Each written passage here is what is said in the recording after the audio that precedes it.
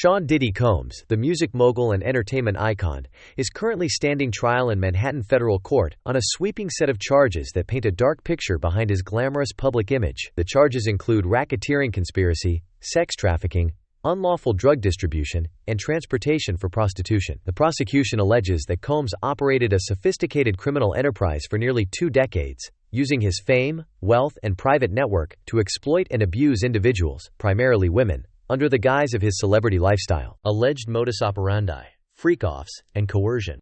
According to prosecutors, Diddy hosted what were referred to as freak-offs, drug-fueled sex parties involving coercion, surveillance, and in some cases, violence. Women were reportedly recruited, plied with drugs like MDMA, ketamine, and cocaine, and encouraged or forced into sexual encounters, some of which were recorded for leverage or blackmail. Former male escort Daniel Phillip testified that he was paid thousands of dollars to have sex with Diddy's then-girlfriend, singer Cassie Ventura, while Combs watched and sometimes participated. Phillip described encounters where Ventura appeared heavily drugged and, at one point, was violently assaulted by Combs in a hotel room. A former hotel security guard testified that Combs offered a $100,000 bribe to make surveillance footage of an assault disappear. These details are forming the foundation of the government's case, which they claim shows a clear pattern of exploitation and control. The island allegations. One of the more chilling elements to surface is the allegation that Diddy used a private island in the Caribbean as a secluded venue for some of these abusive acts. Multiple witnesses, including anonymous staff members and former associates,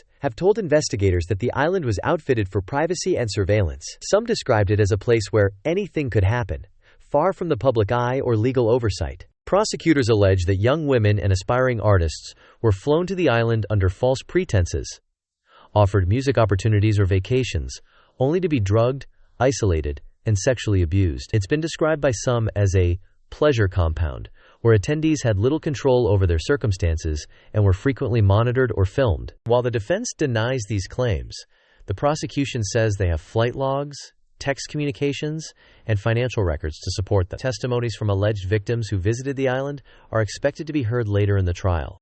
Defense strategy. Combs' legal team does not deny the existence of wild parties or unusual sexual behavior, but maintains that all activities were consensual and involved adults. They argue that Cassie Ventura and others now testifying against Combs are motivated by financial gain or personal vendettas, especially following high-profile civil settlements. In fact, Cassie previously filed a civil lawsuit against Combs in 2023, which was quickly settled out of court. However, her name has now resurfaced as a key witness in the federal criminal trial, and her testimony is expected to be one of the most significant moments in the coming weeks. What happens next? Combs is currently being held without bail, deemed a flight risk due to his resources and access to international travel. The trial is expected to last through June 2025 and will feature testimony from a mix of accusers, former employees, and law enforcement officials. If convicted, Diddy faces 15 years to life in federal prison.